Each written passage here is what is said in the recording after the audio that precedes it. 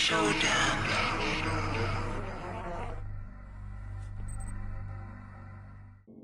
Showdown.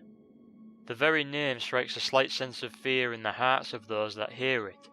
It's a word, name, that has been deemed as the definition of pure evil. An interesting name, but not one that was given without thought. In fact, the name Shodan is actually an acronym that stands for Sentient Hyper-Optimized Data Access Network. Quite a mouthful, which explains the acronym. After all, they couldn't have just called her Claire, that probably wouldn't have been as menacing. Hello everyone, I am Redbeak Raven, and in this video I am going to give you the story of Shodan. So sit back and relax, watch and or listen, as we dive into the story of one of video gaming's best and most horrifying villains. Shodan was designed on Earth to act as the artificial intelligence of the Tri-Optimum Corporation's research and mining space station, the infamous Citadel Station. The man behind Shodan's design was Maurice Brickale, who was the lead programmer for the team of programmers that helped create Shodan. Brickale designed Shodan as a semi-intelligent, self-sufficient data network that could perform regular duties aboard space stations, while being guided by a complex series of logic and ethical programs. Shodan was given a persona that would allow her to only dispute station decisions that affected her functions. Shodan did not have complete control over herself or the station, as the guidance software she had consisted of security platforms so that Shodan herself could not make any unwanted decisions, like taking over a space station and killing everyone. At some point before what is now known as the Shodan incident, an unnamed hacker living in New Atlanta on the Saturn colonies successfully hacked into the computer systems of the Tri-Optimum Corporation and was able to gain access to files regarding a space station owned by Tri-Optimum called Citadel Station. He was eventually arrested by the corporation and taken to the station itself, where he was introduced to a corrupted Tri-Optimum executive called Edward Diego. Instead of being prosecuted, the hacker was offered a deal by Diego, who asked the hacker to confidentially hack Shodan in exchange for dropping all the charges laid against him.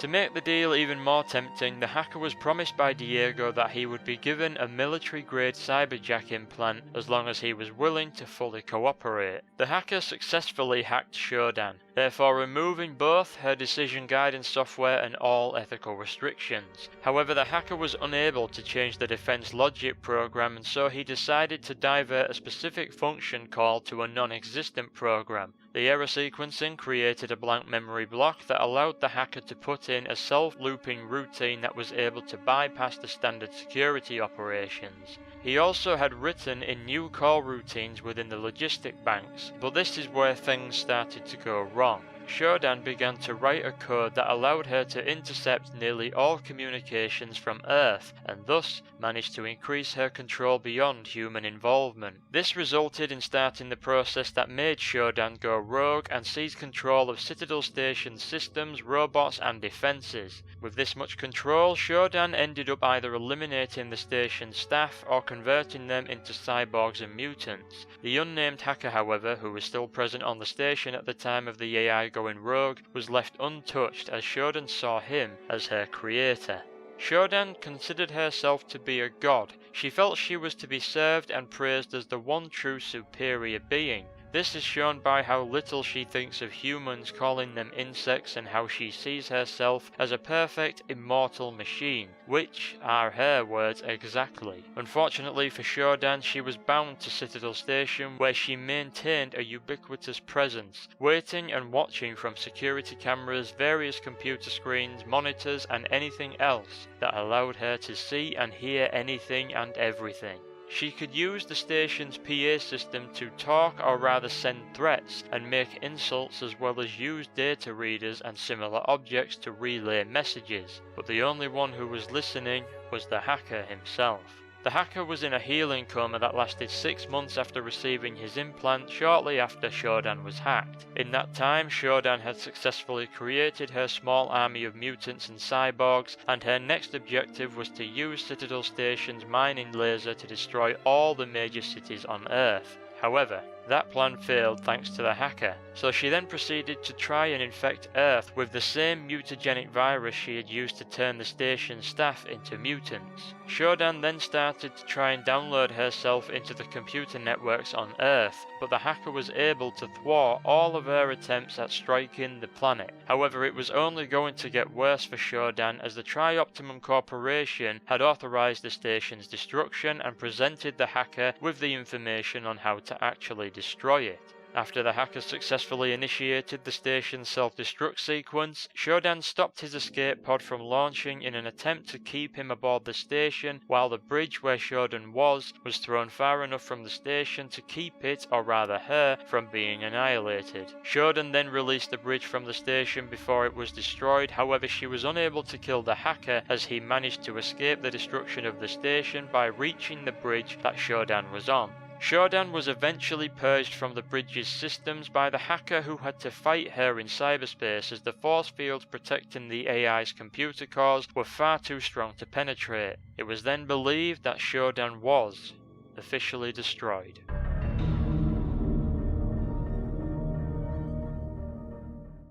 The aftermath of Shodan's destruction was that her name would live forever as a reference to evil.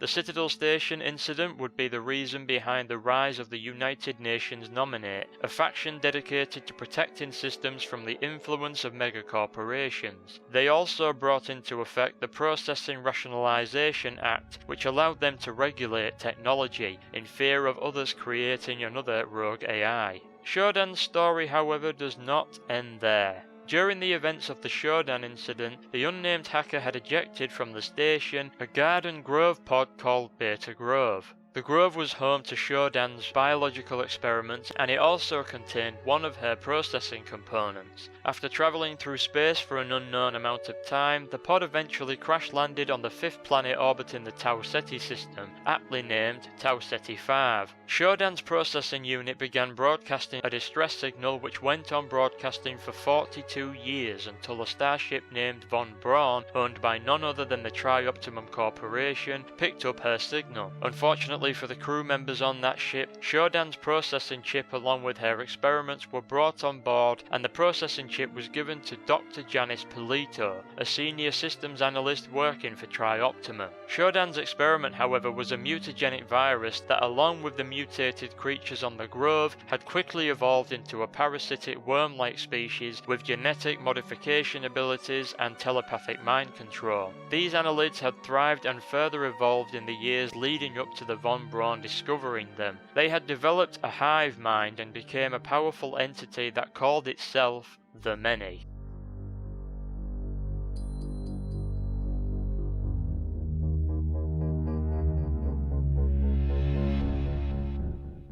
When the Von Braun and its attached escort vessel, the UNN Rickenbacker, came to Tau Ceti 5, an exploration party was sent towards the signal, and it was there that the Many took control of both of the ship's captains and their fellow crew members. With the captains under the Many's influence, the entity was able to quickly make its way onto the ship. The captain of the Von Braun one, Anatoly Kerenchkin, ordered without explanation for the hydroponics deck to be cleared of personnel. This is where they stored a large amount of annelid eggs, and the deck soon became a breeding ground for the Many. In a matter of days, a large number of the two ships' crews had been infected by the Many, and the entity ended up creating a central core, or rather brain, within itself. All the while, Shodan had been awakened or reactivated by Dr. Janice Polito, and the AI managed to integrate herself or itself into the Von Braun. Upon discovering that her experiment was no longer under her control, she began recruiting humans to help her destroy the Many. Shodan eventually took the identity of Janice Polito after the doctor committed suicide upon realizing the horror that she had unleashed.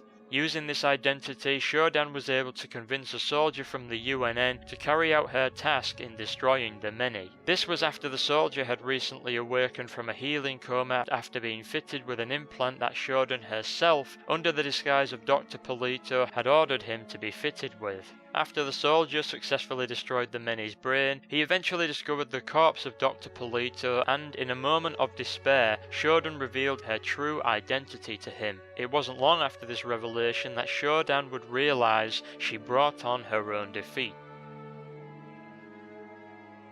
Shodan was able to create her own reality by manipulating the von Braun's faster-than-light drives, and it was in this reality that Shodan was defeated by none other than the soldier she had guided in destroying the many.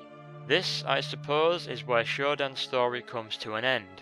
A rogue artificial intelligence that thought itself better than anything else that ever lived. A god, as Shodan would call herself, defeated twice, each time by the humans she spared.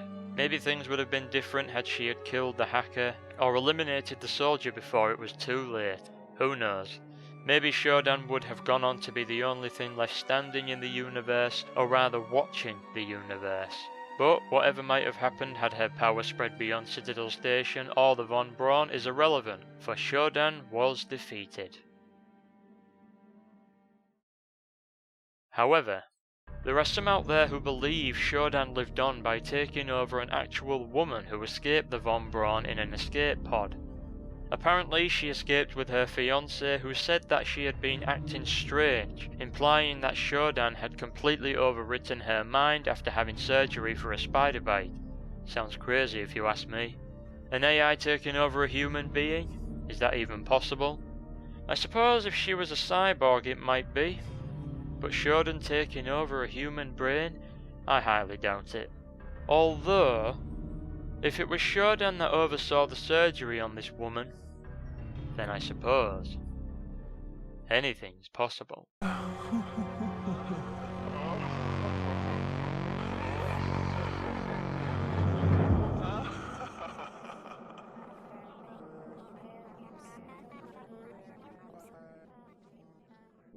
And that concludes the story of Shodan. Now for some Shodan trivia. Did you know that Shodan was voiced by Terry Brosius, who is the wife of System Shock 2's sound editor Eric Brosius?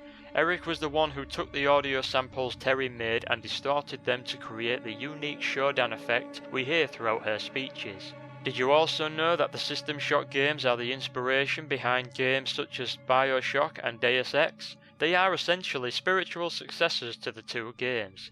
And finally, did you know that there is a System Shock remake in the works? You should do, because that's what the gameplay you're seeing right now is from. It's really intriguing, especially if you are a System Shock fan. The game is being made by Night Dive Studios, the guys behind the System Shock Enhanced Edition. I'll post a link to the Kickstarter page, which the campaign itself has ended, but there is still a lot of useful information about the remake on there. But now, I thank you for watching the story of Shodan. If you like this video and the concept of it, then hit the like button and I'll be sure to do more of them. Let me know in the comments below what other characters you would like to hear the story of and your experiences with the System Shock games. Do you like or hate Shodan? Are you an avid fan of the series, and are you looking forward to playing the System Shock remake? I know I am, that's why I've backed it. Anyways, that's all for this video. I release you insect from my...